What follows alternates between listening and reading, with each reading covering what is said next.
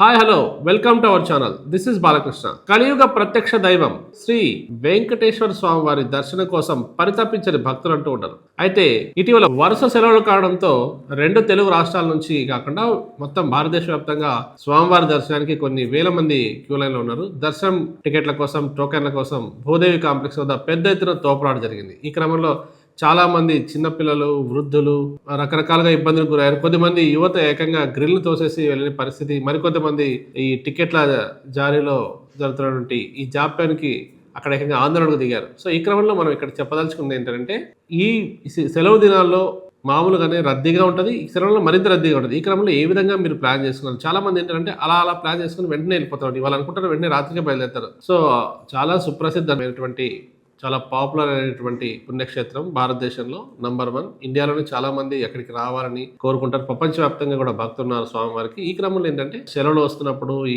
Regular holidays లో కూడా వెళ్ళేటప్పుడు చాలా ప్లాన్డ్ గా వెళ్ళాలి. ఈ క్రమంలో అక్కడ టీటీడీ వాళ్ళు కూడా ఎంతమంది భక్తులు వస్తారు, సాధారణ రోజులు ఎలా ఉంటుంది, సెలవుల రోజులు ఏ విధంగా ఉంటుంది, దానికి సంబంధించిన ఏర్పాట్లు, ఎన్ని టోకెన్లు జారీ చేయాలి, ఏ విధంగా వాళ్ళని గైడ్ చేయాలి, ఎవరిని ఎక్కడికి పంపించాలి, ఇది కూడా వాళ్ళ యొక్క ప్రాపర్ ప్లానింగ్ చేసుకుని ఉండాలి. ఎందుకంటే ఇలాంటి అనుభవాలు చాలా జరిగి ఉన్నాయి. ఇవాళ కొత్త కాదు, ఇవాళ కొత్తగా భక్తులు వెళ్ళట్లేదు. లక్షలాదిగా భక్తులు వస్తారు. వాళ్ళకి ఎటువంటి సదుపాయాలు, ఎంట్రీ టికెట్స్ ఏ విధంగా ఇవ్వాలి, తదితర ఏర్పాట్లు ఏ విధంగా చేయాలి, ఇవాళ వస్తున్నటువంటి టెక్నాలజీని అందిపుచ్చుకొని ఏ విధంగా సులభతరం చేయాలనేది వాళ్ళు ఒక అవగాహనకు వచ్చి ఉండాలి. సో దీని పట్ల ప్రభుత్వం, అటు టీటీడీ వాళ్ళు దృష్టి సారించాలి. ఎందుకంటే భక్తుల మనోభావాలు దెబ్బతిన్నా, భక్తులు ఇబ్బందులకు గురైనా కూడా అవి విపరీత పరిణామాలకు దారితీస్తాయి. సో ప్రతి ఒక్కరికి దేవుని దర్శనం అవసరం. దీనికోసం చాలా మంది పరితపిస్తూ ఉంటారు.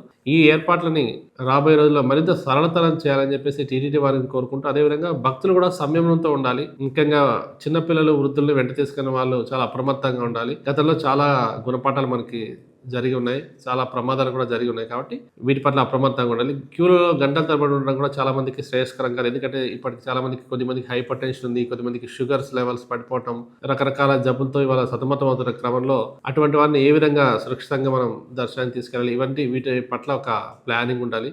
వీటిని అనుసరిస్తూ సులభతరమైనటువంటి దర్శనం చేసుకుని భగవంతుని కృపకి అందరూ పాత్రలు కావాలని చెప్పి కోరుకుంటాం. Thank you.